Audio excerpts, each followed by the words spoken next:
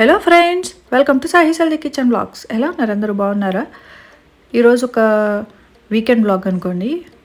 Last weekend Saturday Sunday ఎట్లా ఏమేం చేసుకున్నామో జస్ట్ అదొక ఇన్ఫర్మేటివ్ లాగా, at the same time weekend అట్లా స్పెండ్ చేసామనేది కూడా ఈ వ్లాగ్లో చూసేయండి. సో ఆ రోజు మార్నింగ్ కిడ్స్ ఇంట్లోనే ఉంటారు కదా సాటర్డే.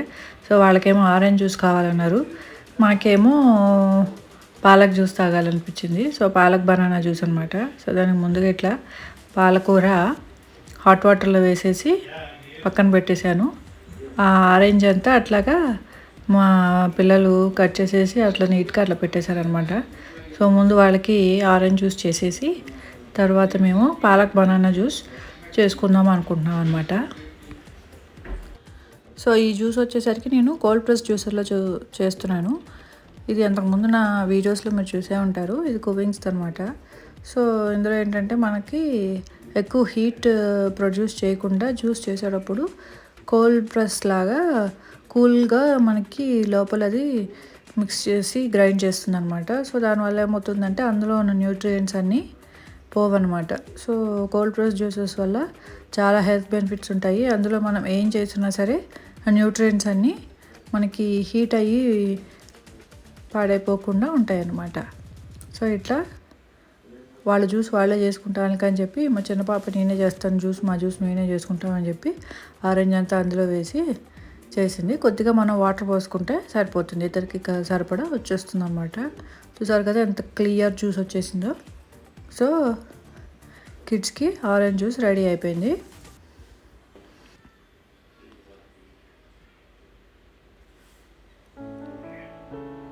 ఇంకా వాళ్ళకి గ్లాసెస్లో పోసేసి సర్వ్ చేసేసాం అనమాట.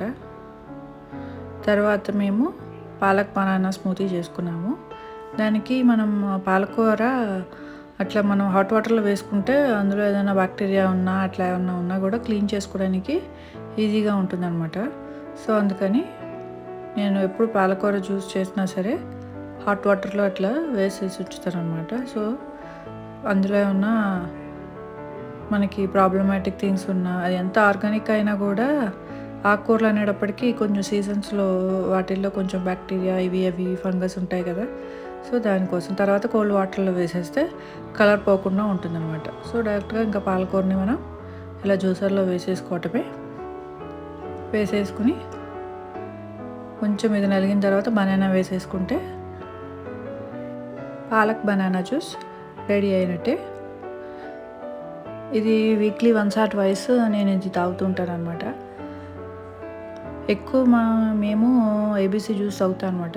యాపిల్ బీట్రూట్ బనానా కానీ, యాపిల్ బీట్రూట్ క్యారెట్ కానీ అట్లా ఆ టైప్ ఆఫ్ జ్యూసెస్ ఎక్కువ తీసుకుంటాము. లీఫీ వెజిటబుల్ జ్యూసెస్ తక్కువేనండి, నేను ఎక్కువ అంత ప్రిఫర్ చేయను. చాలామంది ఏం చెప్తున్నారంటే పాలకూర అట్లా డైరెక్ట్గా జ్యూస్ చేసి తీసుకోకూడదు, దాన్ని కుక్ చేసి తీసుకుంటమే correct. That high levels of అట్లా జ్యూసెస్ రూపంలో వాటిల్లో ఎక్కువ కంటెంట్ ఆకుకూర తీసుకోవటం కూడా అంత మంచిది కాదు, బాడీ అంత అబ్జర్వ్ చేసుకోదు అని చెప్పి విన్నాను అనమాట. అది ఎంతవరకు నిజమో నాకు తెలీదు. అయినా కూడా టేస్ట్ కూడా మనకు కొంచెం కష్టమే కదండి. పప్పుల్లో వాటిల్లో బాగుంటుంది కానీ జ్యూస్ రూపంలో తీసుకోవాలంటే కొంచెం నాకు అంత కంఫర్ట్ అనిపించదు. అందుకే నేను ఉత్త పాలకూర కూడా తీసుకున్నాను. అందులో కొంచెం బనానా లాంటిది యాడ్ చేసుకుంటే ఆ టేస్ట్ అనేది కొంచెం బాగుంటుంది. ప్లెయిన్ గ్రీన్ జ్యూస్ అయితే నేను అంత ప్రిఫర్ చేయను. ఎక్కువ నేను ఏబీసీ లేదంటే fruit juice or with beetroot juice కానీ, బీట్రూట్ క్యారెట్ జ్యూస్ కానీ, బీట్రూట్ క్యారెట్ కుకుంబర్ జ్యూస్ కానీ అట్లా తీసుకుంటూ ఉంటాను అనమాట. సో చూసారు కదా, ఇది కూడా చాలా క్లియర్గా వచ్చేస్తుంది జ్యూసు. ఇందులో ఒక ప్లస్ పాయింట్ ఏంటంటే మనకి వడగట్టుకోవాలి, అలా ముక్కలుగా వస్తే మా పిల్లలు కూడా తాగరనమాట. సో ఇందులో చేసిన జ్యూస్ అయితే డౌట్ లేకుండా తాగేస్తారు. సో మెయిన్ వాళ్ళ కోసమే ఇది తీసుకోవడానికి కారణం. మేము కొంచెం మధ్యలో ముక్కలు అవి ఉన్నా కూడా నేను పర్వాలేదు కానీ దట్టు కోల్డ్ ప్రెస్ జ్యూసర్ వాళ్ళ బెనిఫిట్స్ చెప్పాను కదా, హీట్ అవ్వకుండా మనకి న్యూట్రియంట్స్ అయినా మన బాడీలో అబ్జర్బ్స్ అవుతాయి కాబట్టి ఇది బెటర్ ఆప్షన్ అనుకుంటున్నాము. సో ఇది చూస్ చేసుకున్నాం అనమాట. ఆఫ్టర్ దట్ ఇంకా మేము జ్యూస్ తాగేసి ఇంకా లంచ్ ప్రిపరేషన్స్ స్టార్ట్ చేసామన్నమాట. సో ఇవాళ సాటర్డే కాబట్టి ఇంకా ఆయన అక్కడ పూజ చేసుకుంటూ ఉంటారు. నేను ఇక్కడ కిచెన్లో ఈ పనులన్నీ చేస్తూ ఉంటాను అనమాట. కిడ్స్ కొంచెం వాళ్ళకి కావాల్సినవి వాళ్ళకి, మాకు కావాల్సినవి మాకు 2 టైప్స్ ఆఫ్ ఉంటుంది. సో సాటర్డే మేము 2 టైమ్స్ రైస్ తీసుకోమన్నమాట. ఓన్లీ టిఫిన్ ఏదో ఒకటి తింటాము. సో అందుకని ఇంకా మసాలా దోశ చేద్దాం అనుకుంటున్నాను. మసాలా దోశకి ఇంకా బంగాళదుంప ఇవన్నీ కట్ చేసేసి కర్రీ రెడీ చేసేసి పెట్టేసుకుంటే దోశ పిండి రెడీగానే ఉంది. సో ఈజీగా దోశ వేసేసుకుంటే విత్ పల్లీ చట్నీ తినేస్తే టేస్టీ మసాలా దోశతో మా లంచ్ ఫినిష్ అవుతుందన్నమాట. కొంచెం డేట్ సిరప్ తోటి తీసుకుంటే ఇంకొంచెం టేస్ట్ ఎన్హాన్స్ అవుతుంది. ఎందుకంటే కొంచెం తీపి తక్కువ ఉంటుంది కాబట్టి అందరికీ నచ్చాలంటే కష్టమే. కాబట్టి ఇంకా అట్లా అనమాట, కొద్దిగా నేను డేట్ సిరప్ వేసుకుని తీసుకుంటాను గ్రీన్ స్మూతీస్కి అయితే మోస్ట్లీ.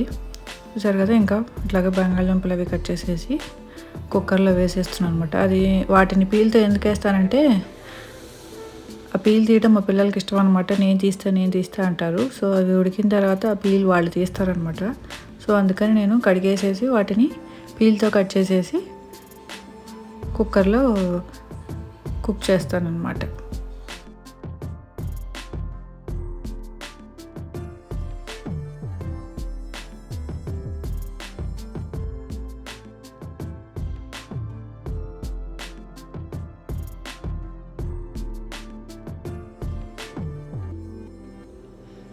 చూసారు కదా, ఇందాక మా పీల్ తీస్తాను మా అమ్మాయే.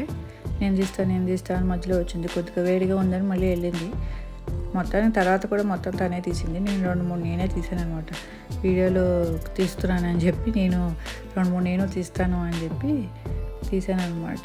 తనకి చేయి కాలుతుందని చెప్పి. ఇలాంటి పనులన్నీ తనకు చాలా ఇష్టం. అది చాలా హెల్ప్ చేస్తుంది మా పెద్ద పాప. చిన్నదానికి కూడా దాన్ని చూసి దీనికి వచ్చింది. కానీ చాలా హెల్ప్ చేస్తారు పిల్లలిద్దరు. చక్కగా హెల్ప్ చేస్తుంటే కూడా మనకి పనులు అవుతాయి, వాళ్ళకి అన్నీ నేర్పించినట్టు ఉంటుంది. నేను అన్ని పనులు నేర్పించడానికే ట్రై చేస్తానండి. ఊరికే వాళ్ళని అలా కూర్చోపెట్టేసి మనమే చేయాలి అనే కాన్సెప్ట్ అయితే నేను పెట్టుకోను. వాళ్ళకి అన్నీ నేర్పించాలి. వాళ్ళు ఎక్కడికి వెళ్ళినా ఎలాంటి పరిస్థితుల్లో అయినా బ్రతకటం అనేది మనం నేర్పించాలి. పేరెంట్స్కి అది మన రెస్పాన్సిబిలిటీ అనుకుంటానమాట. సో అందుకని ఒక ఐ థింక్ 7-8 ఇయర్స్ వచ్చిన దగ్గర నుంచి మనం వాళ్ళకి పనులన్నీ నేర్పించవచ్చు. ఇంకా చిన్నపిల్లలు అంటే వాళ్ళు చేసే పనులు చిన్నవి ఏమైనా ఉంటే అవి చెప్పచ్చు. కానీ బట్టలు ఆరేయడం, అలాగే వాషింగ్ మిషన్లో బట్టలు వేయడం, అలాగే కుకింగ్ దగ్గర అవి తీసి పెట్టు, వెజిటబుల్స్లో వాటర్ వేసి పెట్టు. నేను కటింగ్ చేస్తానని ఈ మధ్య మొదలు పెట్టిందండి మా అమ్మాయి. కానీ నాకు కొంచెం భయం వేస్తుంది, ఎక్కడ కట్ చేసుకుంటుందో ఏమో అని చెప్పి. కాకపోతే మనం పక్క నుండి వాళ్ళని ట్రై చేయొచ్చు. పాలు కలపడం, పాలు పెట్టడం అలాంటివి కూడా వచ్చినాయి తనకి. సో ఇలాంటివన్నీ నేర్పిస్తూ ఉంటే వాళ్ళ పని వాళ్ళకి చేసుకోవడము వస్తుంది, మనకి కొంచెం స్ట్రెస్ తగ్గుతుంది. అలాగే వాళ్ళు అన్నీ నేర్చుకుంటే ఎక్కడికి వెళ్ళినా వాళ్ళు హ్యాపీగా ఉండగలుగుతారు. అది రాలేదు ఇది రాలేదు అని భయపడకుండా హ్యాపీగా ఉండగలుగుతారు. సో నేనైతే అలాగే అన్నీ నేర్పిస్తూ ఉంటాను అనమాట. తను చూసి మా చిన్న పాప కూడా ఇన్స్పైర్ అయ్యి నేను చేస్తానని ఆ విషయంలో కొట్టుకుంటారు. వాళ్ళిద్దరు పని చేయడం గురించి కొట్టుకుంటూ ఉంటారు అనమాట. సో అలా ఉంటుంది మా ఇంట్లో హడావిడి. వాళ్ళ ఇంట్లో ఉన్నారంటే ఒకళ్ళనొకళ్ళు సర్ది చెప్పడం, నువ్వు ఇది చేయి అంటే నేను ఆ పని చేస్తానని తను, మా పెద్దదానికి చెప్పిన పనులు నేను చేస్తానని చిన్నది కొట్టుకుంటూ ఉంటారు. ఆ విషయంలో కొట్టుకుంటూ ఉంటారు. వెరైటీగా ఉంటుంది మా ఇంట్లో గోలంతా.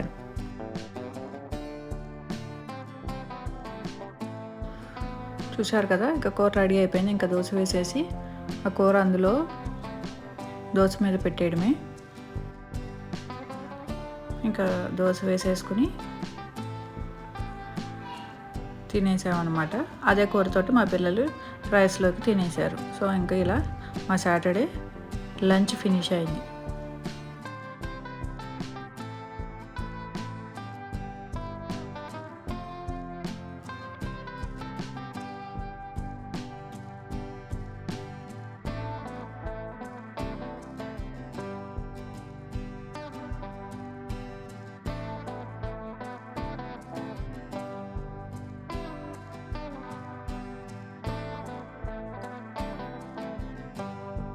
ఇందులోకి అప్పుడప్పుడు నేను రెడ్ చట్నీ అని చేస్తానండి, కానీ ఇంకా రోజు టైం సరిపోలేదన్నమాట. సో అందుకని చేయలేదు. నేను ఇందులోకి మొన్న 3 టైప్స్ ఆఫ్ పొడి అని ఒక వీడియో పెట్టాను కదా, అది ఎవరైనా చూడకపోతే చూడండి. అందులో ఒక సీడ్స్ పౌడర్ చేశాను అనమాట, డ్రై సీడ్స్ పౌడరు. ఆ పౌడర్ ఇప్పుడు ఇందులోకి నేను కర్రీ పైన వేసి, అది ఒక దోశ, ఒక దోశ ఉత్త కర్రీతోటి అట్లా 2 దోశలు వేసుకున్నాను అనమాట. నేను 2 దోశ తింటాను లంచ్కి అంతే. సో ఇంకా అది కూడా చాలా టేస్ట్గా వచ్చింది. ఆ కర్రీలో పౌడర్ మిక్స్ చేసి మంచి టేస్ట్గా వచ్చింది. అట్లా మీరు కూడా ట్రై చేయండి. ఆ వీడియో కూడా తప్పకుండా చూడండి, 3 టైప్స్ ఆఫ్ డిఫరెంట్ పొడీస్ కూడా. సో అందులో మీకు ఆ పౌడర్ ఎలా చేయాలో కనపడుతుంది అనమాట. సో ఇంకా ఆ తర్వాత ఈవినింగ్ వచ్చేసింది, సాటర్డే ఈవినింగు. ఇంకా బయటకు వచ్చామన్నమాట, డీమార్ట్కి వచ్చి కాస్త కావాల్సిన గ్రాసరీస్ అన్నీ తీసుకొని, డిసెంబర్ 1st వీక్లో ఉన్నాం కదా, సో కావాల్సిన గ్రాసరీస్ అవి తీసేసుకొని ఇంకా ఆనంద్ అని చెప్పి, ఇది నా ఫేవరెట్ రెస్టారెంట్ అనమాట. మా ఇంట్లో అందరి ఫేవరెట్ అని చెప్పచ్చు. స్వీట్స్ అండ్ ఇలా చాట్స్, అలాగే రెస్టారెంట్ అన్నీ ఉంటుంది అందులోనే. చాలా బాగుంటుంది అనమాట. ఇది వైట్ ఫీల్డ్ ఏరియాలో ఉంటుంది. ఇది ప్లేటర్ అనమాట, తందూరి ప్లేటర్ అని చెప్పి అన్ని type of vegetables, paneer stuffing అన్నీ కలిపి ఉంటుంది అనమాట. చాలా టేస్టీగా ఉంటుంది. అది ఒకటి తీసుకున్నాము, రోటీ కర్రీ తినేసాము. అంబియన్స్ చూసారో చాలా బాగుంటుంది ఇక్కడ, అసలు ఖాళీ ఉండదు అనమాట. ఎప్పుడు వచ్చినా కూడా వెయిటింగ్ ఉంటుంది. ప్రతి వీకెండ్లోనూ అలాగే ఉంటుంది. దట్టు దసరా టైమ్స్, అట్లాంటి ఫెస్టివల్ టైము అప్పుడు కూడా ఇంకా బిజీగా ఉంటుంది అనమాట. రెస్టారెంట్ బాగుంటుంది, అలాగే స్వీట్స్ కూడా చాలా టేస్టీగా ఉంటాయి. లాస్ట్ టైం మేము దివాళీ అప్పుడు కూడా స్వీట్స్ అన్నీ ఇక్కడే తీసుకున్నాం అనమాట. మేము తినటానికి, అలాగే కమ్యూనిటీలో అందరికీ ఇవ్వడానికి కూడా ఇక్కడి నుంచి తీసుకెళ్ళామన్నమాట. స్వీట్స్ చాలా చాలా టేస్టీగా ఉంటాయి ఇక్కడ. స్వీట్స్ కానీ, ఫుడ్ కానీ చాలా బాగుంటుంది అనమాట. చాలాసార్లు వెళ్ళాము కానీ నాకు అప్పుడు షూట్ చేయడం అది కుదరలేదు. ఈరోజు ఇంకా తినేసిన తర్వాత కొంత టైం ఉందన్నమాట. మా పిల్లలు జిలేబీ తింటామంటే లోపలికి వెళ్ళారు, అక్కడ వెయిటింగ్ టైం ఉందన్నమాట. సో సరే ఖాళీగానే ఉన్నాం కదా అని చెప్పి మీకు కూడా మా ఫేవరెట్ రెస్టారెంట్ చూపిద్దామని చెప్పి ఒక చిన్న షార్ట్ తీసాను అనమాట. ఇక్కడ స్నాక్స్ అవి కూడా చాలా బాగుంటాయండి. మిక్స్చర్స్, బాదం లచ్చా అండ్ క్యాష్యూ పకోడా, ఇట్లా చాలా చాలా ఉంటాయి. మాకు ఎప్పుడైనా ఏదైనా తినాలనిపించినా కూడా ఇక్కడి నుంచి స్నాక్స్ అవి తీసుకెళ్తూ ఉంటాము వచ్చినప్పుడు. మనకి స్విగ్గీ, జొమాటోలో వాటిలో కూడా ఆర్డర్ చేసుకోవచ్చు అనమాట. ఇది అవుట్ సైడ్ ఇట్లా ఉంటుంది. ఇది చాలా బ్రాంచెస్ ఉంటాయండి, నాకు తెలిసి అరౌండ్ ఒక 5-6 బ్రాంచెస్ నాకు తెలిసే ఉన్నాయి బెంగళూరులో. మాకు దగ్గరలోనే చాలా ఉన్నాయి అన్నమాట ఇవి. అంతే అండి, చూశారు కదా ఈరోజు ఒక వీకెండ్ వ్లాగు. మీకు నచ్చిందని అనుకుంటున్నాను. నచ్చినట్లయితే తప్పకుండా please like, share and subscribe to my channel. Don't forget to subscribe. మరిన్ని ఇంట్రెస్టింగ్ అండ్ టేస్టీ రెసిపీస్ కోసం, అలాగే వ్లాగ్స్ కోసం స్టే ట్యూన్డ్.